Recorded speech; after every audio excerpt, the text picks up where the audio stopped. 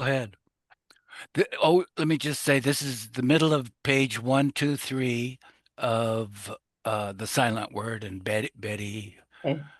is reading. Only one day now this is a note from Erewhon. Only one day now remains in which to confess the fault concerning impure action.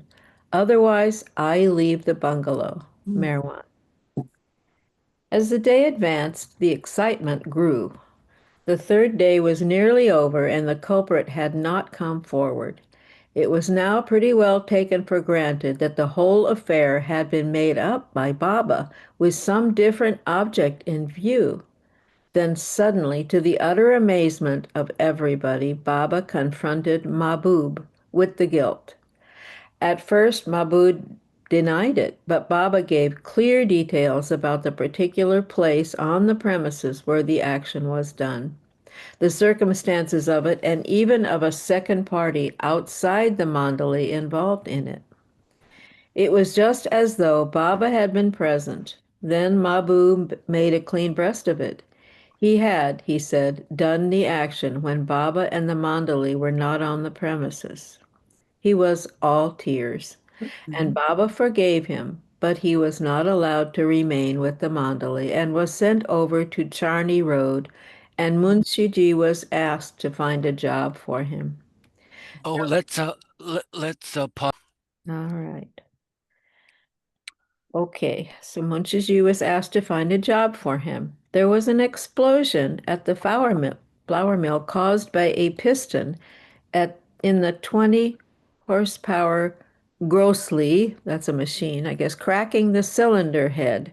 Slamson was slightly injured by a flying piston ring. A policeman came to investigate, but he was told it was not an explosion, but an experiment, and he went on his way. When the Mandali came home to the manzil in the evening, they came to know that Syed Sahib's wife had just passed away. The serious calamities in the families of the Mandali that had been predicted seemed to have started with Syed Sahib. Kaiser-e-Hind, the Gujarati daily, came out with an article against Maharaj, causing a flutter among the Mandali. Yeah. Naval, who had just passed through a serious illness, had a dream in which Sai Baba came to him and said, whatever suffering you have been through and whatever difficulties you are experiencing have been given to you intentionally by Meher Baba. Because he is young, you and the others do not know who he is. If you called him Rasul-i Khuda, messenger of God, it would not be wrong. Do not leave him. Of your mandali, only 14 will remain. I and Maharaj will try to keep you in the mandali till the last. On 16th December, some shuffling of room occupants was done. Because Baba said the mandali were not quite trying to do their best, he retired to his room at 4 o'clock in the afternoon, with the intention of keeping aloof from the company and not eating or drinking anything. 2 notices appeared on the board. Number 1, if the sale of allotted books is not completed by 31st December, Manzili Imam will be out of bounds to those who fail. Marwan.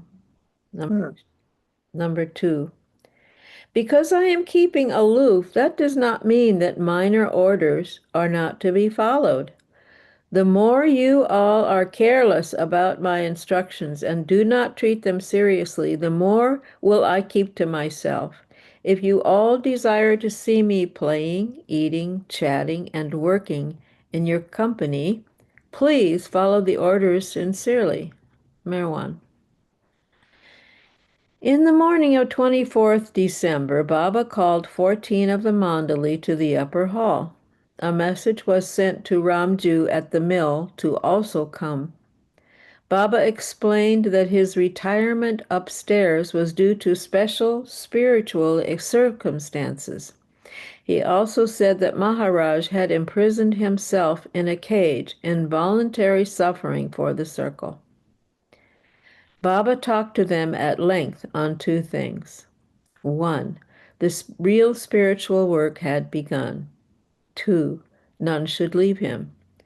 All present again gave their solemn promise that they would stick to him through thick and thin under any circumstances according to the agreement.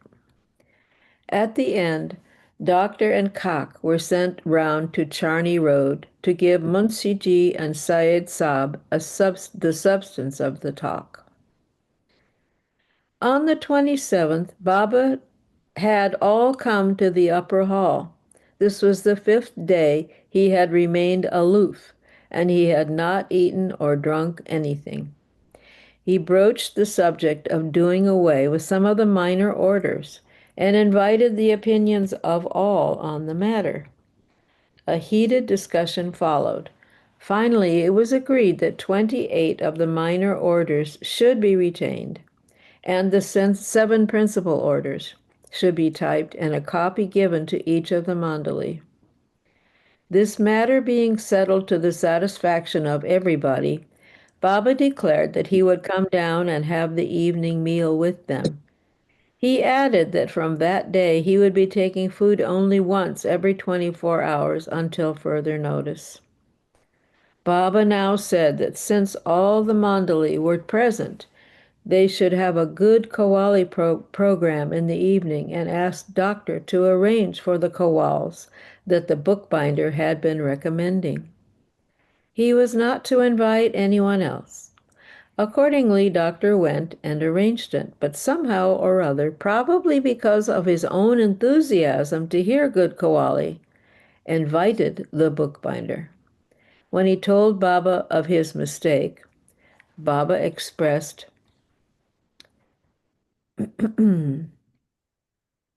his displeasure and told him that when the man came, he was to turn his back on him.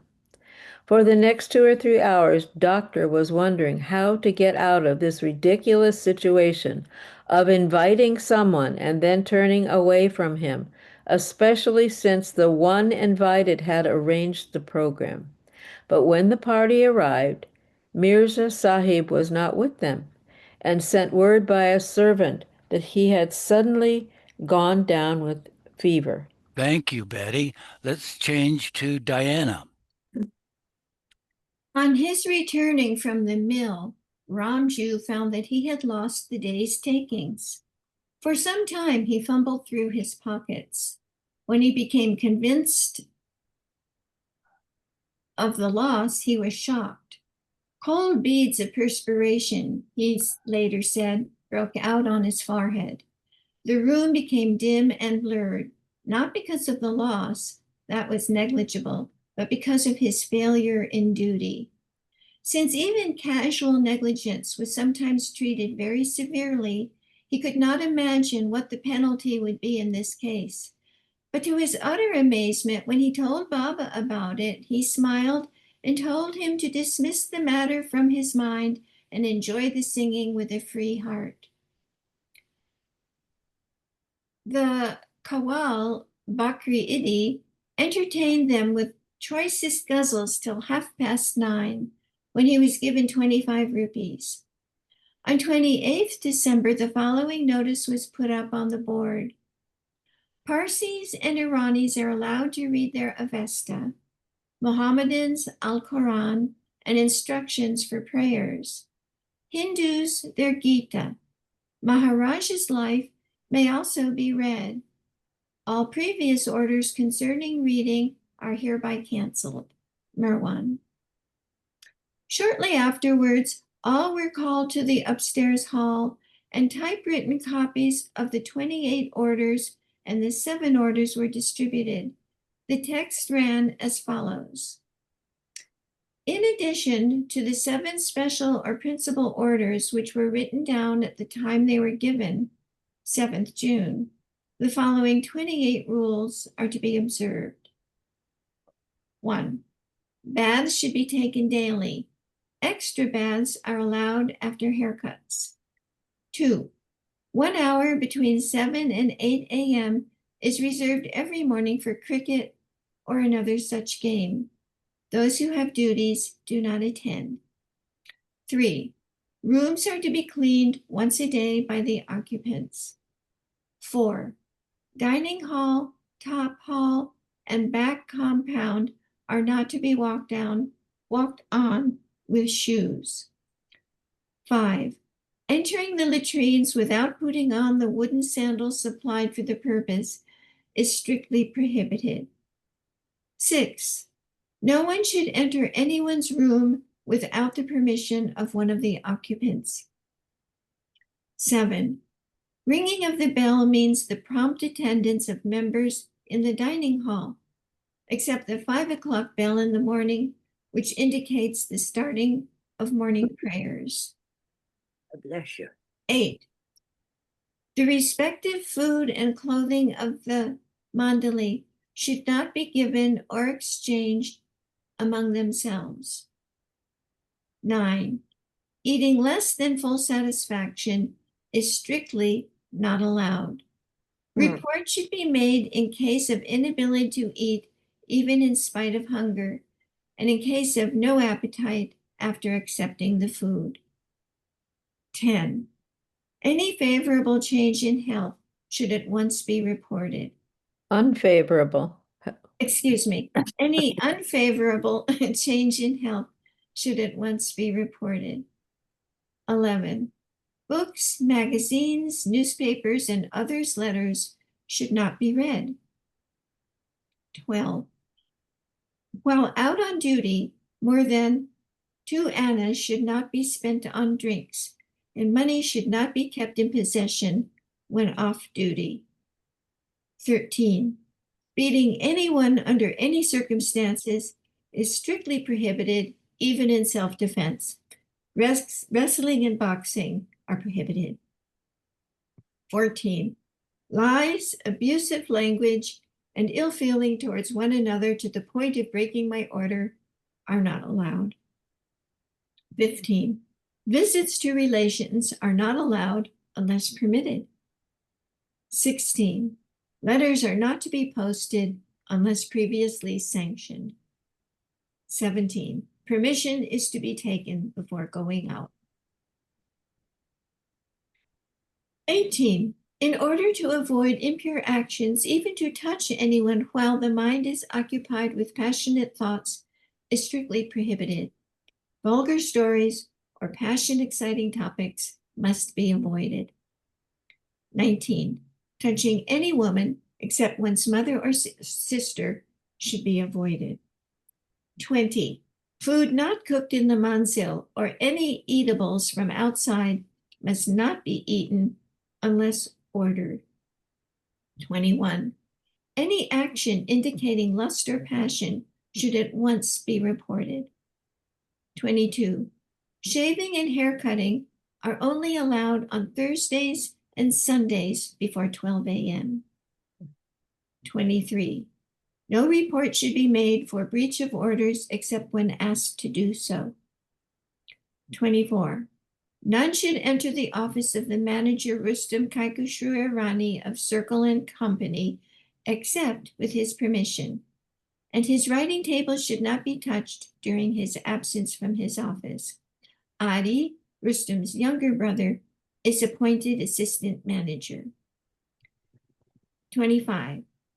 Ears should be covered before going to bed, either by putting in cotton wool or tying a piece of cloth over them.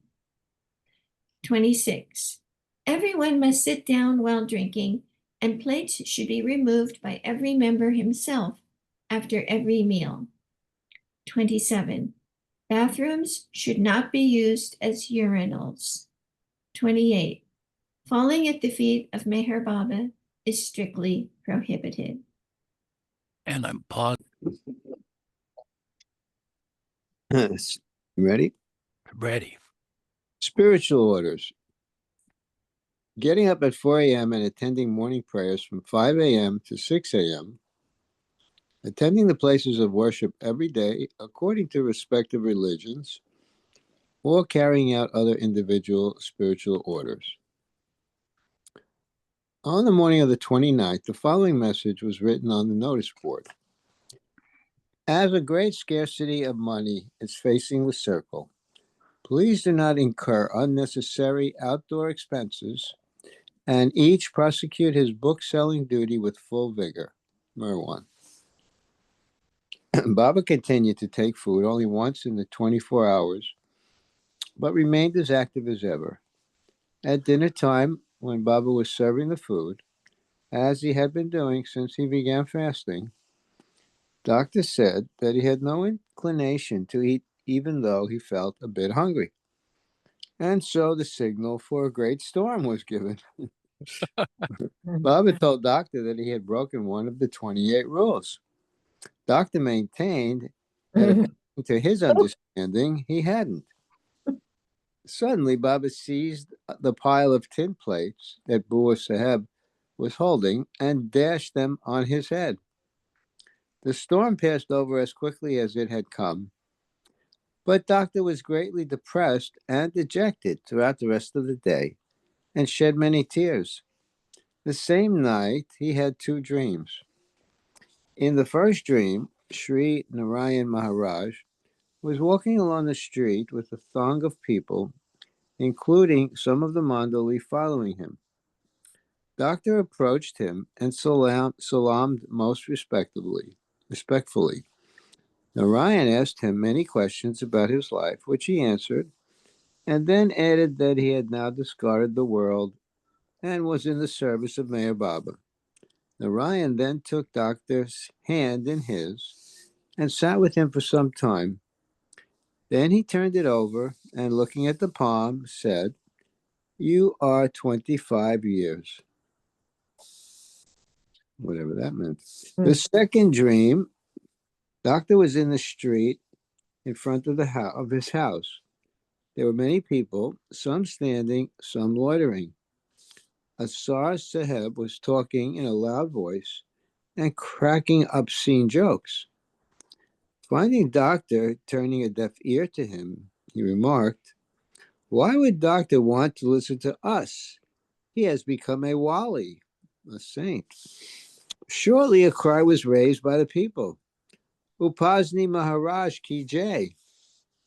Turning around, Doctor saw Maharaj coming along the road. He was covered with dust from head to foot and was groaning as though he had walked a long way. Kak Saheb, who had joined him, and Doctor were the first to approach Maharaj and kiss his hands. It was understood that internally, Doctor offered him his Shastang Namaskar, but because of the many Mohammedans about, refrained from doing so outwardly. Maharaj then went into Doctor's house, where at that time of the day there were only women. They kissed his hands and he sat down on the floor, and they asked his permission to spread something under him. Pointing to a piece of sacking, he asked Doctor to get it, and he spread it himself under him. Kak Saheb had not come into the house. Speaking to the women, but indicating the Mandali, Maharaj said, "I have come down to speak something to those people, i.e., the whole Mandali, who don't understand anything and misinterpret everything. They are trying to creep away into corners to escape the severity of Merwan's orders instead of facing them boldly." Then, addressing Doctor directly, he said, "Are you a child not to understand these things? Do you eat fowl's shit? Be particular about your baths." The dream ended here, and Doctor woke up on hearing Kak Saheb's call to everyone to get up. When Baba heard these dreams, he asked Doctor to get them typed and put up on the notice board so that everyone could read them. On 3rd January 1923, in the morning, when all the Mandali were present upstairs, Baba suggested that an hour or two be set aside each evening for discussion of domestic and recreational life in the Manzil. All favored the proposal, and some rough preliminary rules were formulated for its conduct. After much discussion, it was decided that the meeting be called a gutta, or wine shop. Every one of the mandali had the right to attend, take part in discussions, and vote on issues. Doctor was to be the secretary and keep notes on the gatherings. Baba would be chairman. Everyone was asked to take a keen interest in the discussions and to give his own opinion freely, irrespective of what others said.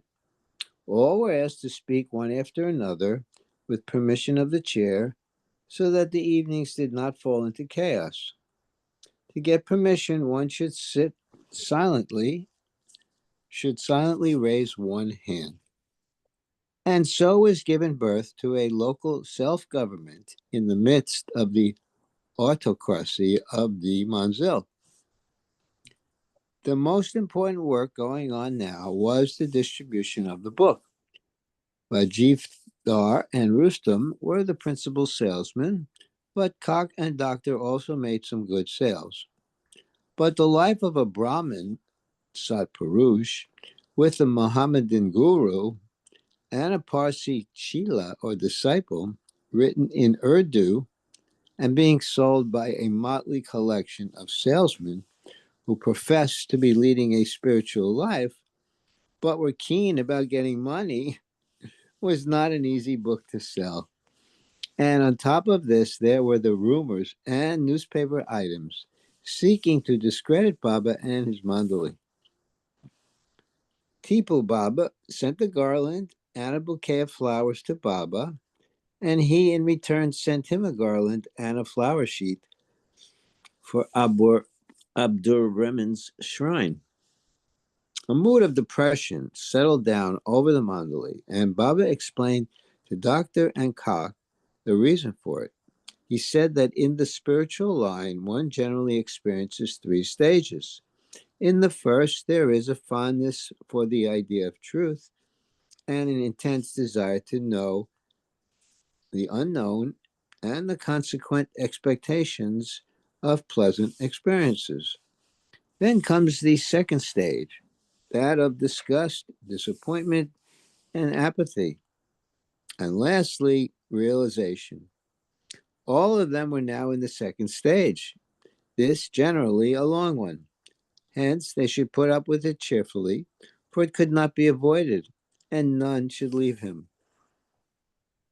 Ramju had gone home for a few days on family affairs. When he returned, he found that the sports area had been turned into a parade ground, and all the mandali were doing military exercises to the ringing commands of Ahmed Khan, who once had been a drill sergeant in the army. Before Ramju could take in the scene completely, Baba pushed him into it. After about an hour of left turns, right turns, and about turns, the drill came to an end, and he then learned that Kakaji, to celebrate his daughter's birthday, had brought a feast for them. Apparently, the drill was to sharpen their appetites.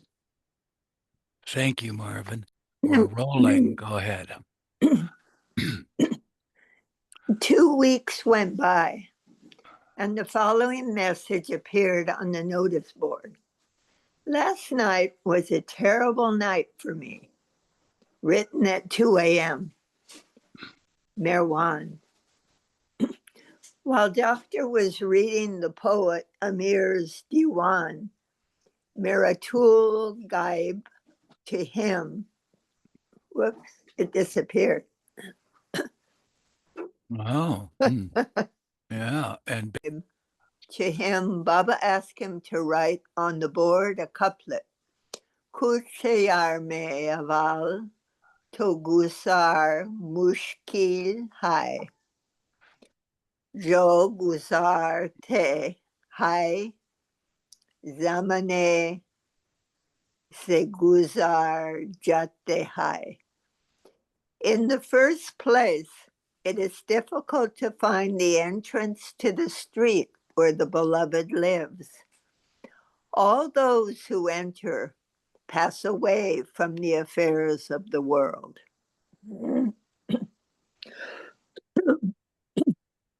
At the beginning of the Manzil stay, Baba asked Kak Saheb to sell an old car he had.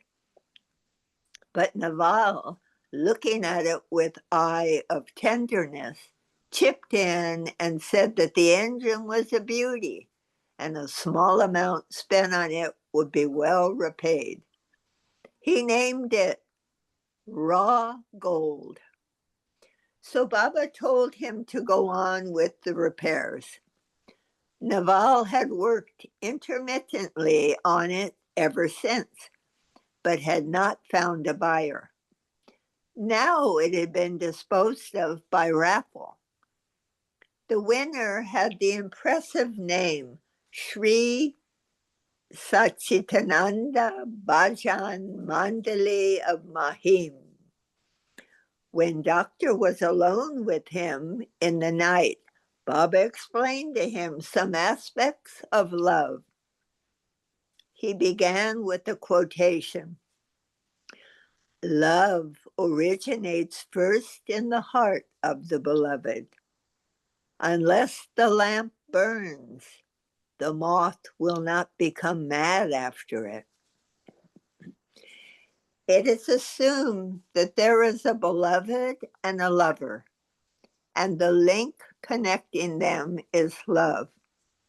Although God is love universal, let us, for the sake of the tale, say that at first God begins to love and attracts one to desire him. But the desirer, not understanding what is going on, also resists. The moment that sufficient love is created in the lover, the beloved becomes indifferent. In this, a process of attraction and repulsion goes on for a long time, ultimately ending in the union of the two. Hafez tries to explain this in the couplet. With one end of a hair in my hand and the other in the friend's, for years now a tug of war has been going on between us. Baba continued, in proportion to the love you have for me, at some moments you will also hate me. This hatred or repulsion is the resistance offered by you to my trying to draw you to me. In time, you will begin to respond to my love with equal force. And then the fire of my love will die down and I will become indifferent. But Jiftar returned from Nagpur, where he had gone to play in a cricket match. He had visited Tajudin Baba. The publication of a pamphlet answering the false rumors about Baba that were being circulated was discussed. Doctor was exempted from the morning game of cricket and could spend the time in sleep on a sofa in the dining room under the windows which opened out onto the playing area. These windows had become a target for Baba's powerful drives, and it was the funniest thing to hear the crash of splintering glass and see Doctor's head emerge with blinking eyes. About half the windows were broken, but still, for the most, he slept sweetly through it all. However, Baba now told him that he could take his extra nap in the afternoon instead of in the morning. Although outsiders were not given interviews, When Chagamyan Kawaya, a singer, came for Baba's darshan and to sing to him, he was immediately given permission. So fond was Baba of music. There was no Gouda that evening. Instead, Baba, Baramji, and Kak Sahib played cards. Doctor sat back to back with Baba to give him support. Doctor went into the circle's office about some matter and talked to Adi in a jocular manner. Baba, who was there, told him not to talk in that tone to Adi, who was an officer of the circle. Doctor became excited, and that made Baba angry. And he told Doctor, along with Kak, to leave the place and go to Pune and come back in April. Baba then went up to his room. After about an hour, he had Doctor called. When after a little while Doctor came down, he told Kak and Ramju that when he promised not to speak in angry tones, Baba declared peace. Baba had then explained that when a certain kind of master, Bezerg, was in the most perfect and peaceful internal state, or that when some internal work was nearing completion, there was sometimes an overflow of the internal state. That overflow outburst was the shadow of the internal perfect state and was quite its opposite, and so took the form of abusive language or beatings. But whoever received that abuse or beating was fortunate, for the abuse or beating was of great benefit to him, especially in his external affairs. Now, you people who have been connected with me from the day of the beginning, Raz-e-Azad, have no further need of abuse or beatings, and so I have completely put a stop to them. If you cannot even bear my words, then it will be troublesome both to you and to me, and I shall have to give up mixing with you altogether. And then it will go very hard with you all. Gustaji made the mistake of not putting Baba's meal in the exact place where it was always kept, and it was thrown out. When told about it, Baba said it didn't matter. He would not eat that night. He also did not take his bath as usual. On 3rd February, the information appeared on the notice board. I have decided to take only liquids, tea, buttermilk, and aerated waters till the 15th. From 11th to 15th, bhajans. On 15th, feeding of 500 people and clothes for 100 poor. Merwan. Thank you, Rosalie. Let's. Okay. The Guta was opened at 4 in the afternoon because of a program of Bakri Idi Kawal in the evening, which Doctor had arranged. The Kawal and his party came at 7 and sang till 10 o'clock, but Baba didn't seem to take a very keen interest in their songs, and most of the time was in his room. He looked very ill and weak. After the Kawals had gone, Ramju sat up with Baba until midnight. During discussions on many subjects, Baba explained to them, realization is one. The difference in Buzurgs is the difference between having the power and the authority to use it. That which is given by a master to his charge man is not power. That is already in him, but the authority to use the power. A Sadguru that is one who is in body form can work a lot more good in the world than one who is without body consciousness. That one, after he drops his body enjoys eternal bliss, and the power is there with him, but not the authority to use it.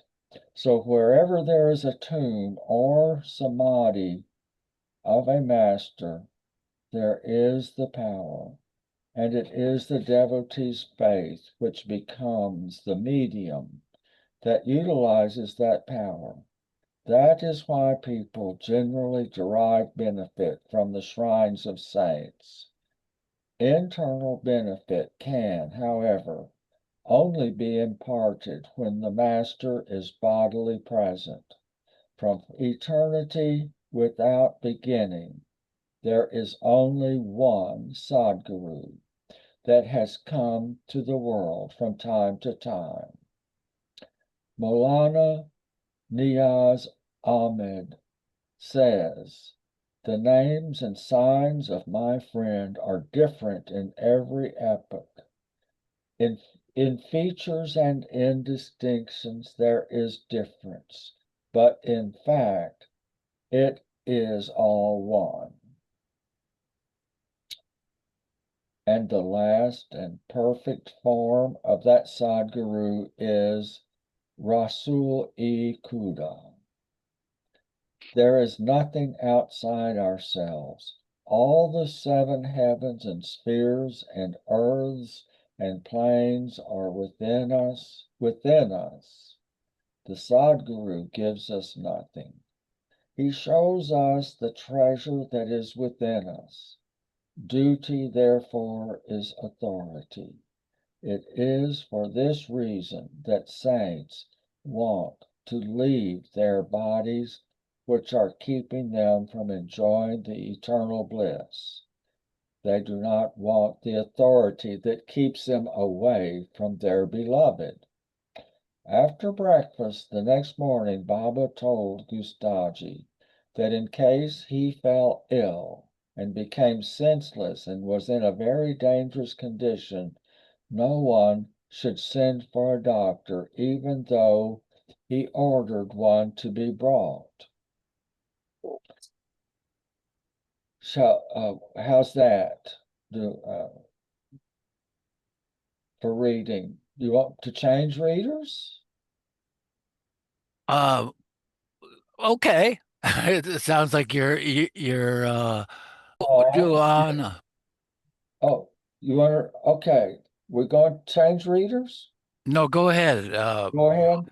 Yeah. The Gutta was called for 2 o'clock, and each was asked to bring paper and pencil.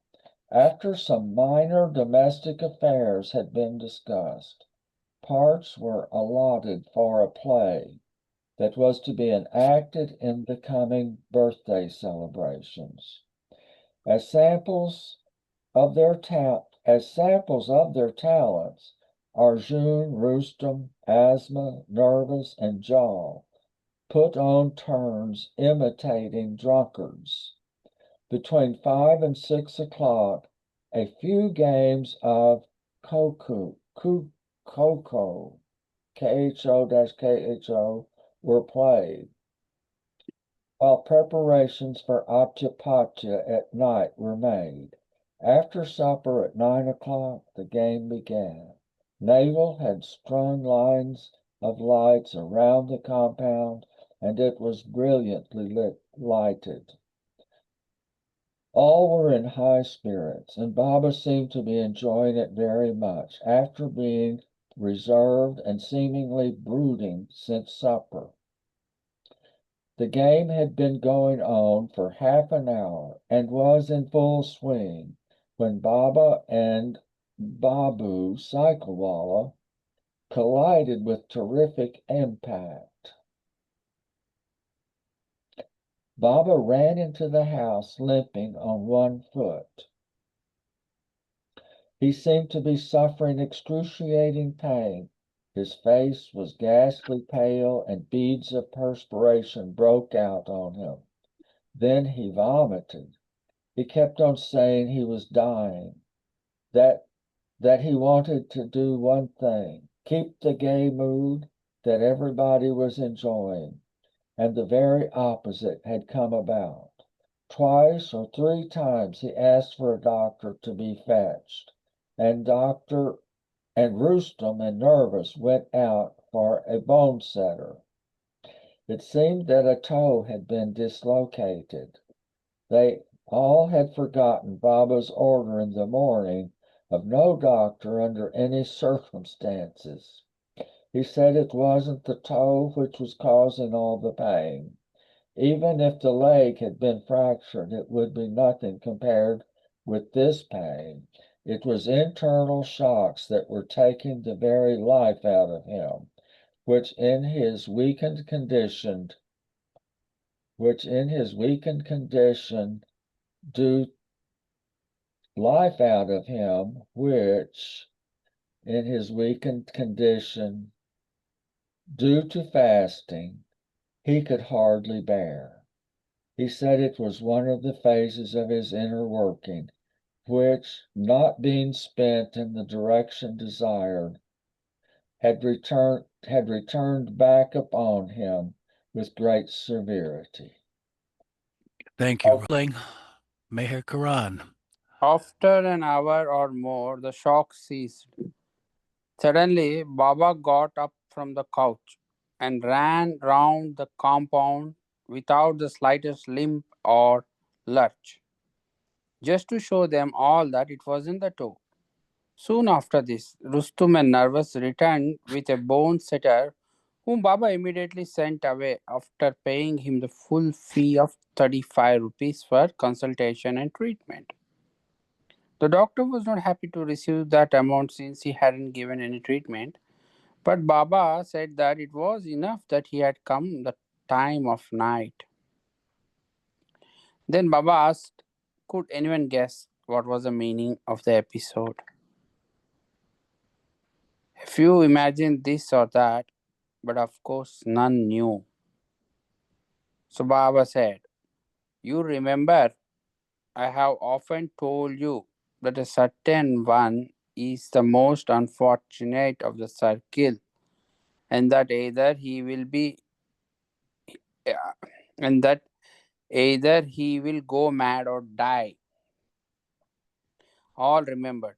Continuing, Baba said, these shocks that I have just suffered were on his account.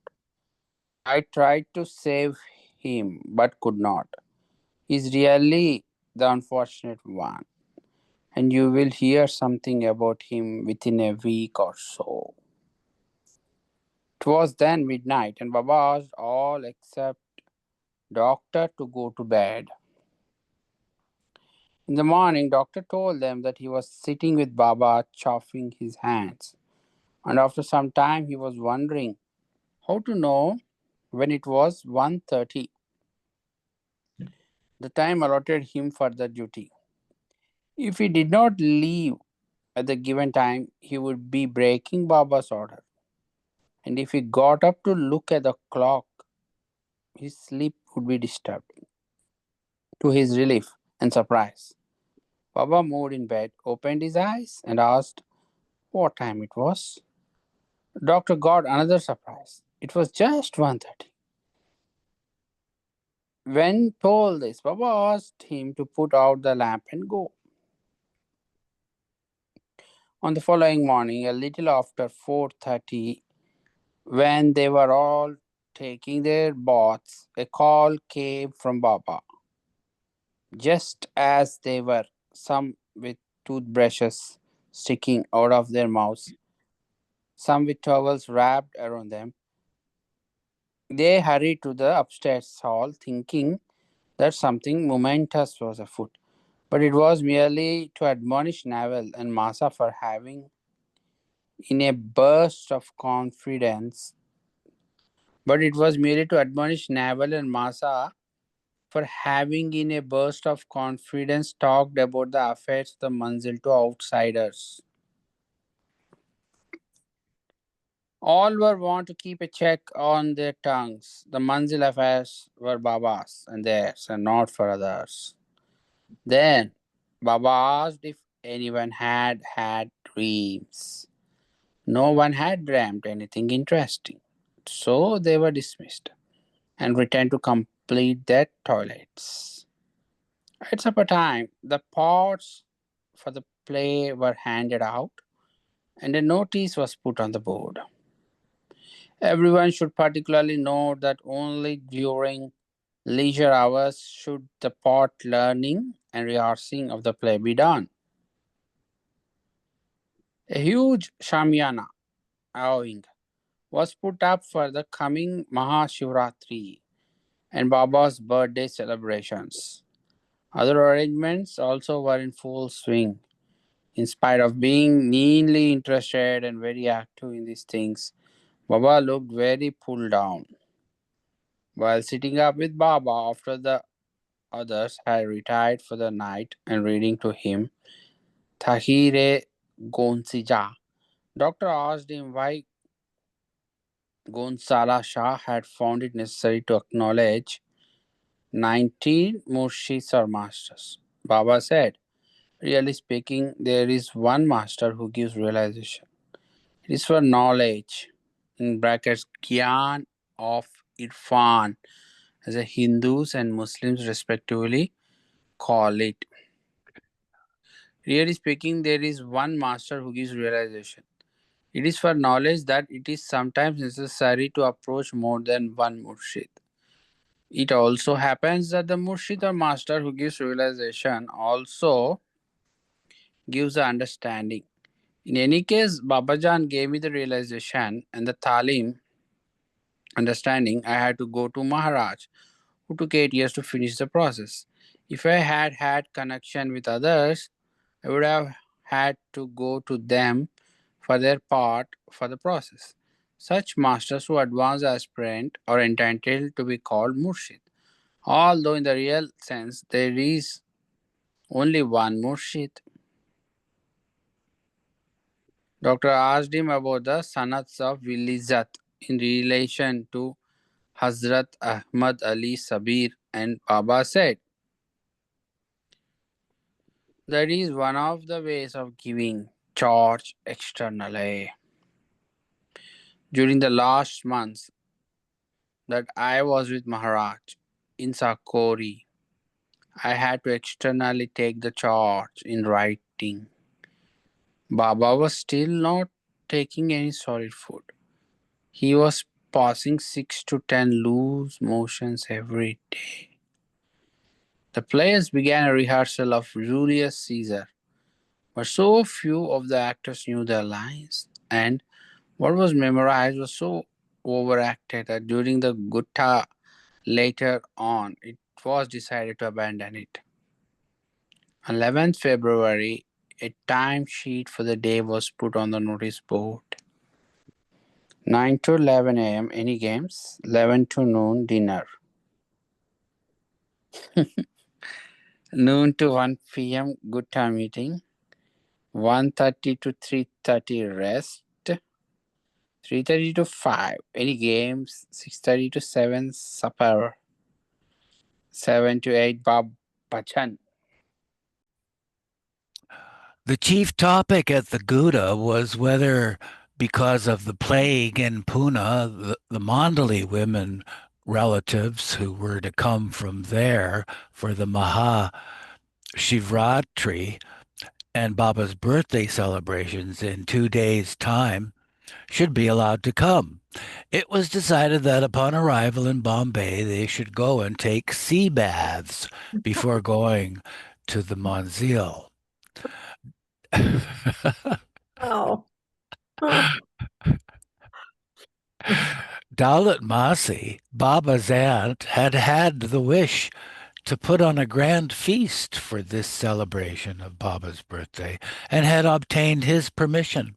She went out and purchased the necessary ingredients: wheat flour and vermicelli, pickles, ghee, sugar, almonds, pistachio nuts, and the various spices, which she gave to Patil to take, for he, with the Cosmopeth families, was going up to Bombay beforehand. And she and Shireen Mai and Gul Mai from Ahmednagar were to follow the next day. Patil and party arrived late, and Baba flew into a rage and told them to take everything they had brought and throw it into the sea and not come back until they themselves had bathed. That was on the 13th. Since there was to be a program that night, the Pune and Manzil Mandalay were allowed to sleep after dinner till 5 in the evening. They retired as usual at 9 and were roused at midnight. Oh my gosh. It doesn't make, I'm not getting it though. Um, we're allowed to sleep after dinner till 5 in the evening. I guess that means afternoon. Don't forget, dinner was midday. So, Oh, yeah. Oh, yeah. Dinner's lunch. yeah. After lunch till 5 in the evening. And then they retired as usual at 9 and were roused at midnight. Okay, now it makes sense. When the bhajans began under the Shamyana. Beside the Pune party, led by the old but spirited Bikala, there was a party of 50 from Mahim. The two parties made a grand din, each trying, it seemed, to outnoise the other, shouting and pealing their tals, a small hand rhythm piece. I think it's those small finger cymbals. They might also be called tals, right? Till 4:30 in the morning, when the Manzil Mandalay went to their rooms for their prayers. Oh my goodness. Baba had spent most of the night upstairs in the Manzil with Doctor. At some time in the early hours, Baba sent Doctor to call Kak and Ramju and ask them would they want to take part in the arti at the end of the programs. Doctor and Ramju each said he had no scruples on any grounds, so long as it was Baba's order. But Kak Saheb hesitated, and Baba told him not to attend either the arti or the rest of the bhajans. The program for the rest of the day after prayers and breakfast was sleep from 12:30 to 2:30, attend bhajans from 3 to 7 with tea and sweets at 4, and then a complete fast for Mandali for 24 hours. On the 15th, Baba fed 800 of the poor, and the Mandali broke their fast, but Baba continued his. Preparations for the birthday celebrations were completed. Baba talked for some time on the importance of Shariat, or formal religious observances, with or without a murshid. The talk was mainly for the benefit of Kak and Rustum. Later, Baba went to Kak Saheb's room and put his mind, which had been restless for some days, at rest. Later on, while Rustem, Doctor, and Cock were in their rooms repeating Ya Muhammad Mustafa, as lately they had been doing for 1 hour daily under Baba's instructions, he came and asked them to give more importance to this duty and repeat the name in a sweet tone for regular rhythm. This was not, he said, a study or meditation, but a kind of pure bhakti. So we'll pick up here at the top of page 141 next week. Hmm.